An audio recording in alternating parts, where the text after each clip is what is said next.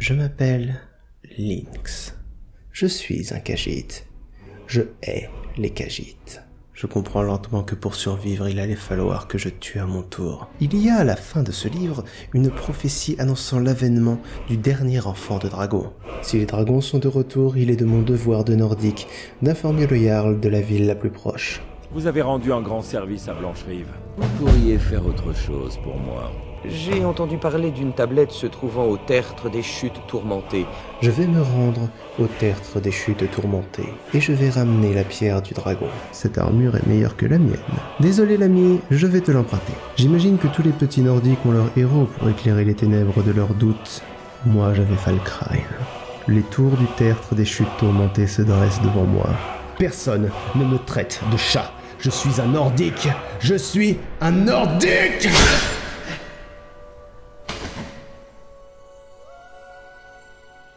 Je sens le vent qui s'engouffre dans tous les interstices des parois rocheuses du tertre et le froid qui réussit à s'y engouffrer sans aucune difficulté. Il fait aussi froid qu'à l'extérieur. La sensation d'enfermement en plus. Les cadavres de Ragnar et de bandits m'indiquent clairement qu'il y a un danger plus grand ici. Je dépouille le corps du dernier de son or et de ses crochets. Une voix. Heureusement le danger semble n'être qu'humain. Il parle d'une griffe d'or, volée par un certain Arvel. Si j'arrive à me faufiler suffisamment près, je pourrais leur décocher une flèche. Fermez-la et ouvrez l'œil, on sait jamais.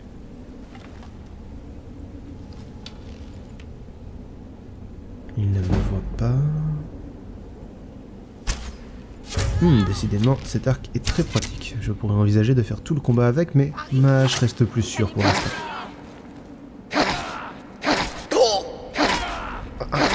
Ça masse mes fleurs à plusieurs reprises, mais rien qu'un peu de repos nous serait estimé.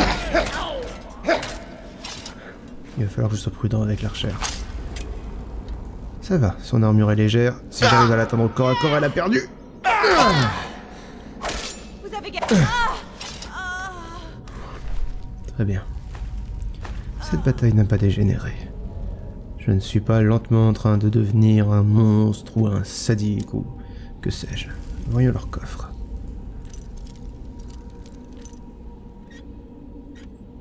Ah, les émotions de la matinée me font perdre mes moyens sur un loquet de pauvres factures.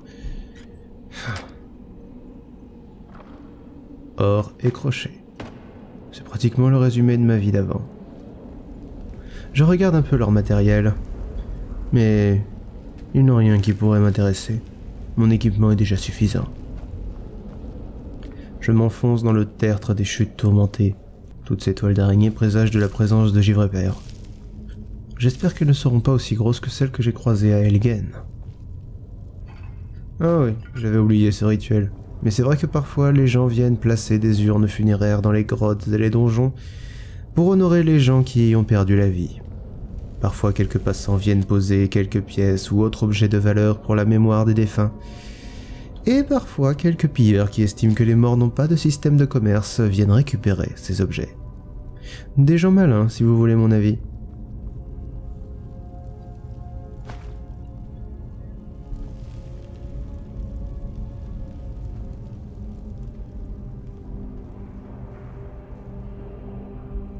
Oh, Parchor. L'air est saturé de poussière. Je ne pourrais rien sentir à l'avance ici. Oh!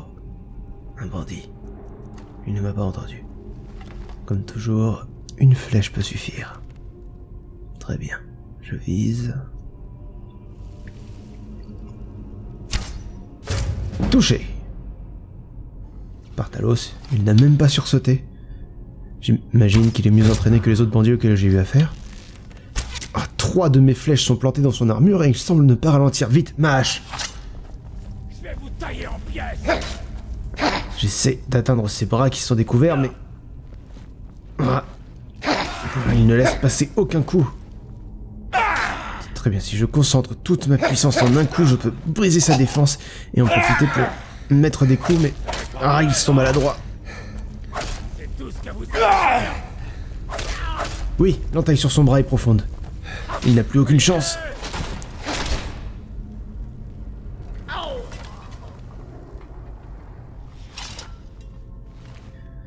Si j'en juge par le nombre de pièces d'or qu'il avait sur lui, je déduis qu'il était effectivement mieux gradé que les bandits qui gardaient l'entrée. Un levier, une porte, ma foi. Qu'est-ce que... Ah! C'était un piège. Comment ouvrir... Ces symboles, ils se ressemblent. Un serpent, j'imagine que cet autre serpent était au milieu, et un poisson. Très bien, on doit pouvoir tourner ces piliers, je pense. Oui, répétons cette combinaison. Serpent, serpent, poisson. Serpent, poisson. Bien, restons sur nos gardes. Ça passe. Une énigme qui n'arrêtera que les parfaits imbéciles. Qu'avons-nous là? Je me demande ce que sont ces pierres violettes. J'en tirerai sûrement quelque chose. Je m'arrête un instant pour lire le livre que je viens de trouver. Le voleur. J'étais ravi d'apprendre dès le préambule que c'était la suite du Mendiant. Un de mes livres de chevet chez les Brutilius. Mendiant était l'histoire d'Eslaf Hérol, prince dernier-né d'une fratrie de 5 et à qui son père avait oublié de léguer quoi que ce soit. Eslaf ne savait faire qu'une chose, c'était courir. Et à la fin du Mendiant, Eslaf s'enfuit, menacé par une certaine guilde. La suite de ces aventures que je découvre raconte comment Eslaf a appris à devenir un voleur, détroussant son propre frère grâce à sa finesse d'esprit et surtout en apprenant à tomber. Dérober, c'est facile, se percher pour échapper aux représailles, facile également. La difficulté, c'est de tomber. Je garde ces enseignements en mémoire.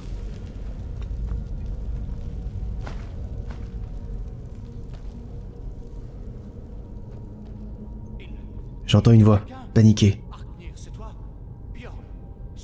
Il appelle 3 noms.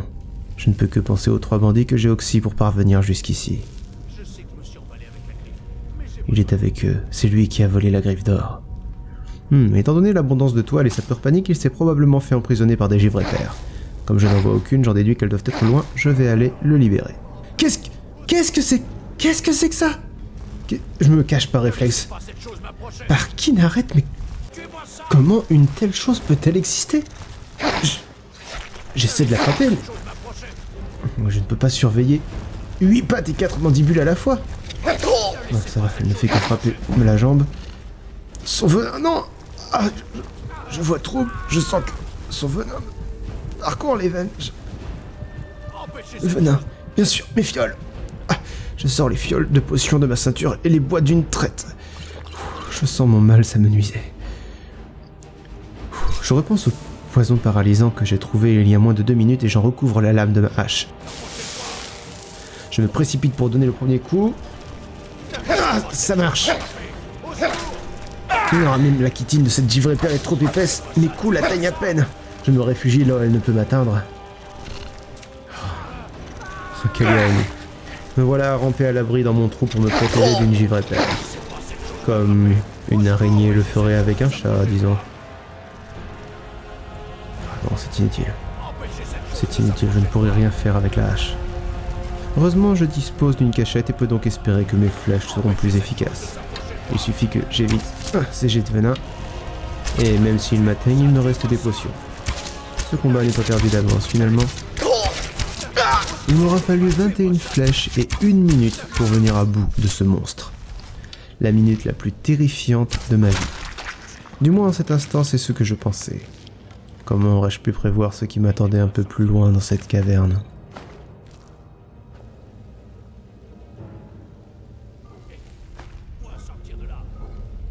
J'ignore sciemment les suppliques d'Arvel. Je fouille les corps et les urnes pour trouver un butin digne de l'exploit que j'ai l'impression d'avoir accompli. Mais je ne trouve rien d'intéressant. Une petite vingtaine de pièces d'or. Ne me laissez pas au nom d'Arcane. Sortez-moi de là. Peut-être Arvel se montrera-t-il généreux. Vous avez réussi. Vous l'avez tué. Maintenant, libérez-moi avant qu'une autre créature arrive. Parle-moi de la griffe d'or. Oui, la griffe. Je sais comment elle marche. La griffe, les marques, la porte dans la chambre aux histoires. Je sais comment disposer tout ça. Aidez-moi et je vous montrerai. Quand vous verrez toute la puissance que les Nordiques ont cachée ici, vous n'y croirez pas. Je ne lui fais pas confiance. J'exige de savoir où est la griffe. J'ai l'air de pouvoir bouger. Vous devez d'abord me libérer. Oh, très bien. Je vais trancher la toile avec ma hache. Elle se détend. Voilà. Je le sens. Alors... Mais qu'est-ce que... Ah, jamais faire confiance à un elfe noir. Avec qui que ce soit. Avec une flèche dans l'épaule, il courra moins vite. Non, trop tard. J'ai été trop lent. Bon, adieu la griffe d'or. C'est dommage. Étant donné la valeur que cet objet semblait avoir, j'aurais sûrement pu la revendre à un bon prix. Et si Arvel n'avait pas été si stupide, nous aurions pu collaborer pour sortir de ce donjon. Je vide méthodiquement la salle de ces objets de valeur. Je trouve même un anneau orné d'une pierre rouge. Je pense pouvoir en tirer plusieurs dizaines de septimes.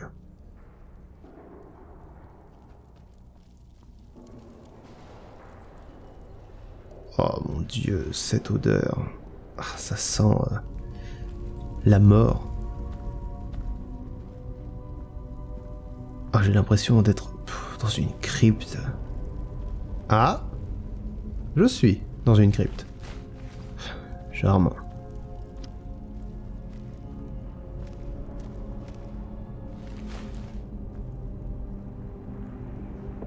J'ai cru entendre un bruit. Arvel essaie de me tendre un piège sans doute. Mais l'ouïe des Khajiit était très développée. Ces corps doivent être là depuis des centaines d'années. Tiens, ce guerrier a été enterré avec son armure. Un très valeureux soldat, sans doute. Ce n'est pas Arvel. On dirait un bandit. Peut-être un orc étant donné le teint de sa peau. Je vais le prendre par surprise. Il me vient un moment à l'esprit que si ce bandit me tue, je rejoindrai le rang des cadavres qui croupissent ici. Ah, ce n'est pas le moment d'être pessimiste. L'orc réagit. Il m'a peut-être vu. Je ne perds pas de temps, je tire. Ce n'est pas un orc? C'est quoi? Ah! Parkin! Qu'est-ce que... Presque par réflexe, je tire sur cette chose. Ma flèche est plantée dans le sommet de son crâne, ça ne l'arrête pas. Je sors ma hache, mais c'est bien un mort. Je ne peux pas tuer un mort. J'hésite à fuir. Non, je le sens faiblir sous mes coups. Je n'ai pas de temps à perdre. Ils sont deux.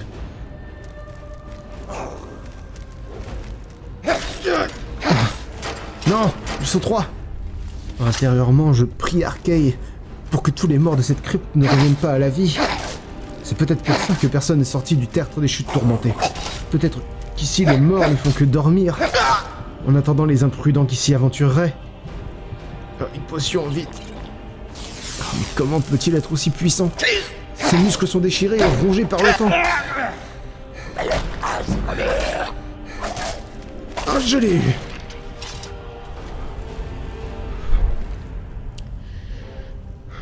Je prends un instant pour prendre conscience du fait que je viens de me faire pratiquement tuer par 3 morts. Machinalement, je fouille leurs dépouilles prudemment pour réagir s'ils se réveillent encore. Je récupère tout ce qui me semble avoir de l'intérêt, sans faire attention. Peut-être que... Non, c'est bon. Lui est bien mort. Je suis sous le choc. Suis-je devenu fou? N'était-il que dans mon esprit? Non. Non, j'ai senti la puissance de leurs coups.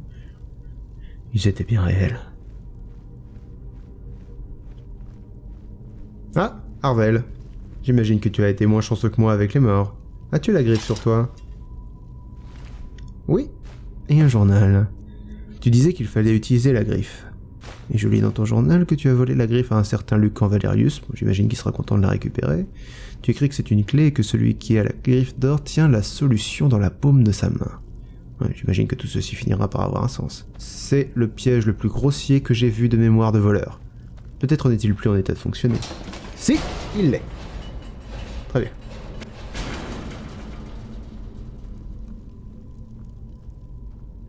Des morts, des pièges. Moi qui voulais de l'aventure, un mort avec son armure. Il a l'air plus robuste que les 3 que j'ai affrontés. Voyons... Oui, il l'est. Je me suis pratiquement fumé le poignet en le frappant. J'ai soudain une idée. Ces morts sont plus forts que moi, mais je suis plus rapide et surtout plus intelligent. Ah, d'où vient ce froid? Il utilise de la magie? Ça a marché. Je retiens cette technique. Je n'ai pratiquement plus de potions. Affronter ces morts vivants au corps à corps serait du suicide.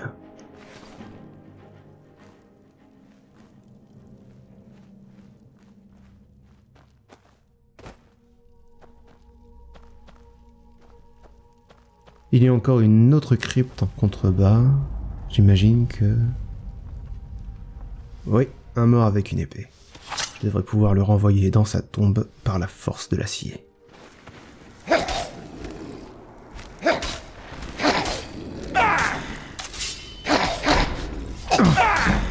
Ah, ils sont deux. Bon, leur lenteur est un avantage. Si je me déplace vite, je devrais pouvoir...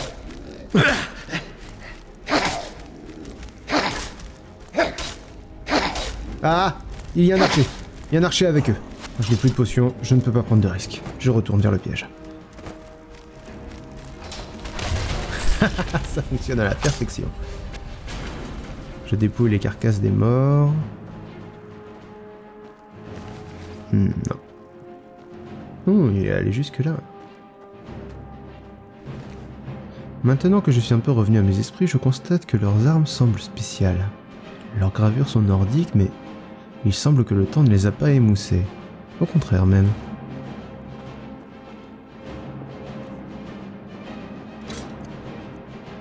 Je m'en équipe. Et je compte bien faire pareil avec l'arc et les flèches que je récupérerai sur l'archer. Bien, vas-y. Tombe dans le panneau. Allez. Ah non, il passe à côté. Bon. Voilà. Alors, cet arc. Ouh, il est beaucoup plus lourd.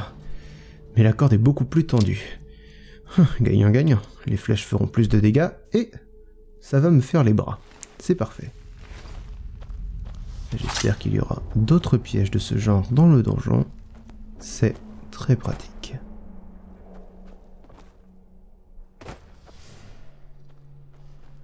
Ah non, mais pas des pièges comme ça.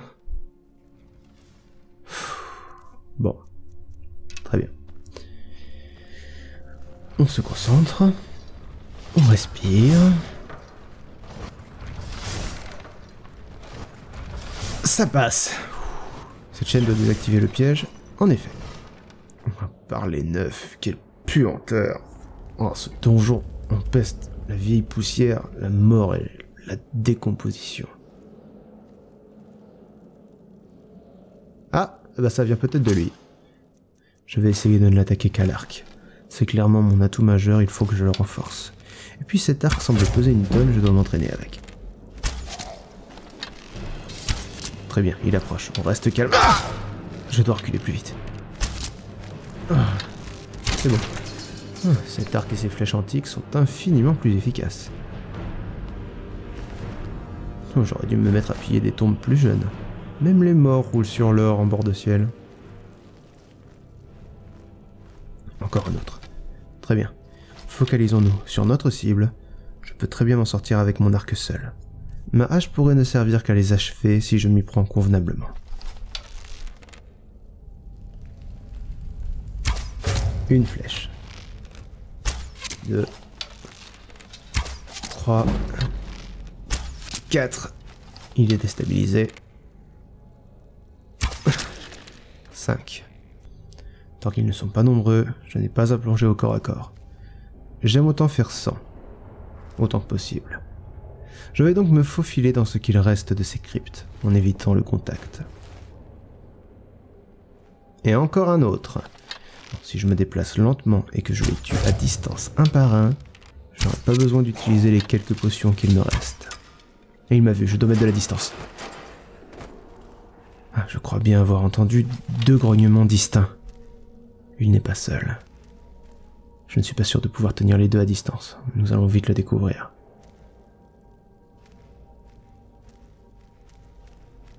Bien, on se concentre. Ah, trop tard. Il ne m'a pas vu fuir vers ici, il doit me chercher là-bas. Je commence à penser que ma stratégie ne fonctionnera pas ici. Bon, je vais devoir me rapprocher. S'il me cherche où je ne suis pas et si moi je l'y attends, Ça risque d'être un combat très long. Très bien, allons-y.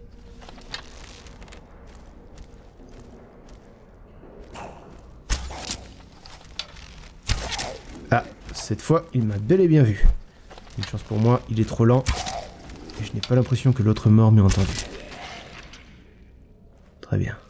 Nous allons aller à sa rencontre.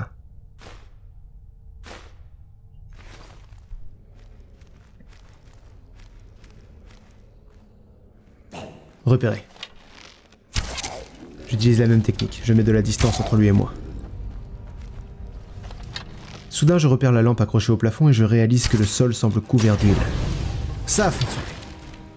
Ouh. La meilleure technique pour l'instant reste d'utiliser les pièges du donjon à mon avantage.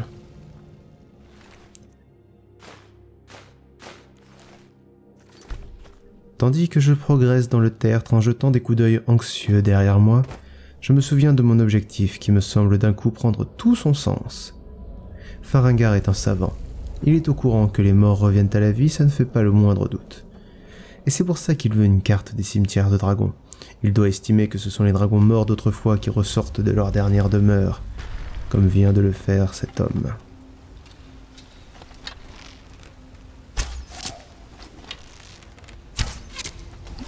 La mort l'a un peu étourdi, semble-t-il, il ne réagit pas. Ah, si, il court. Ouais, pas suffisamment vite, j'en ai peur.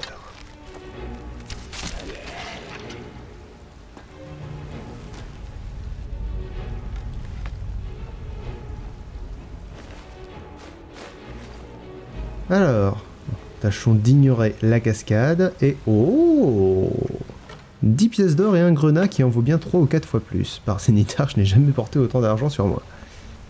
Une chaîne, alors j'imagine qu'elle doit te faire s'ouvrir une porte dérobée à l'autre bout de la pièce. Oh non. Il doit y avoir une autre sortie. Alors, si j'escalade... Ah non, il y a des racines. Bien, puisqu'il faut y aller. On va essayer de marcher sur les cailloux et surtout on va aller vite. J'aime pas. Ah, j'ai les pieds trempés, c'est très désagréable. Ah, puis je vais glisser partout en plus. Pourquoi il y a toujours de l'eau dans les grottes? Pourquoi ça pourrait pas être un petit parterre de fleurs?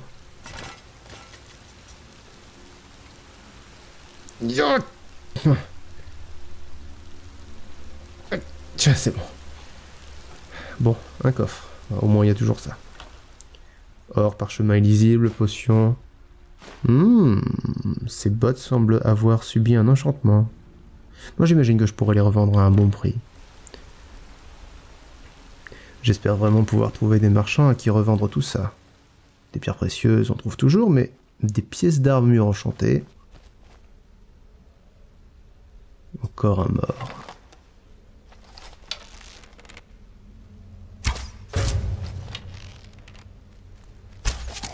Ah non, c'est une morte.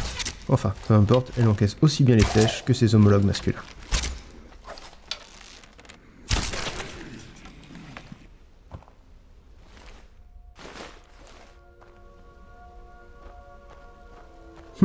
Dans ma vie de voleur, si j'ai appris quelque chose, c'est que les biens les plus précieux sont systématiquement dans la cave. Bah, selon toute vraisemblance, cette personne a été dévorée. Et c'est relativement récent. Eh bah tout va bien. Bon, est-ce que ça vaut le coup de continuer? Oh, un coffre. Cruel dilemme. Bon, je dois pouvoir éviter l'eau. Ah, j'ai glissé sur le crâne. Bon, ce coffre est à moi. Oh non, pas un verrou, je me prends des gouttelettes d'eau, mon pelage va frisoter, je vais avoir l'air stupide. 20 pièces d'or, un caillou violet, une potion de magie. Eh bah ça valait le coup, tiens. Ah. Bon. Vivement que je sorte de cette maudite grotte toute inondée.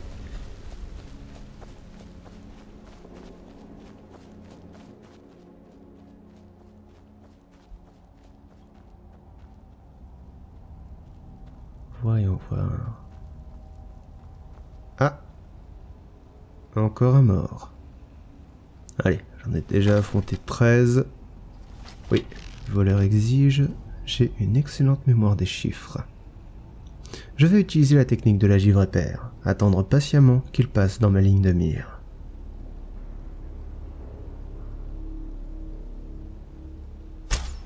Ok, celui-là est un gros, comme celui que j'ai affronté plus tôt dans la crypte. Mais je n'ai pas de piège pour m'aider, j'espère qu'il ne maîtrise pas la magie de glace. Il n'y aura pas moyen de le distancer, ça sera au corps à corps. Une chance pour moi, il est très lent.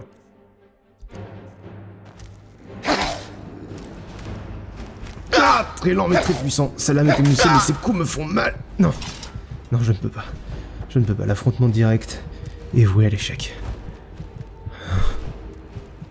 Me voilà fuir comme un rat devant les morts. Je vais probablement devoir le tuer lentement, une flèche après l'autre, en restant à couvert, et en me cachant pour éviter qu'il ne me voie. Bon, je l'ai probablement semé. Une pensée stupide me vient à l'esprit. Ce n'est pas ce que Falkrein ferait. C'est mon seul modèle d'aventurier, et c'est pratiquement mon seul modèle tout court. Bien. Approchons-nous discrètement et tâchons de le prendre par surprise. De toute manière, avec mes compétences actuelles, c'est tout ce à quoi je peux prétendre. Touché. 1, 3 et 2, 4. Mais il ne ralentit pas. Ces créatures sont très puissantes. Très bien, bon, je peux compter sur le fait de l'avoir affaibli avec mes tirs. Non mais il est trop près, je dois prendre mon bouclier et ma hache. Ah, ce coup m'a foulé le poignet. Vite, une potion. Ah, ça va mieux. Tiens. Retourne à Sauvegarde, monstre!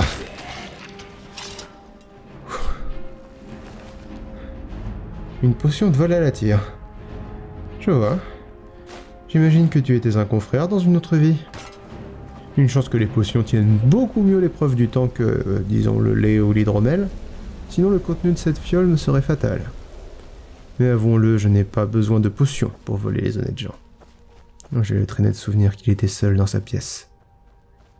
Je suis rentré dans le tertre avec une centaine de flèches et j'en ai moitié moins maintenant.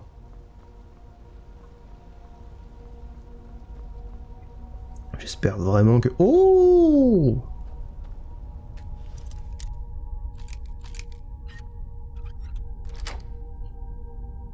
Non, pas d'armes, pas d'armure. Et pourtant j'en aurais eu besoin pour affronter ce qui m'attendait derrière cette porte.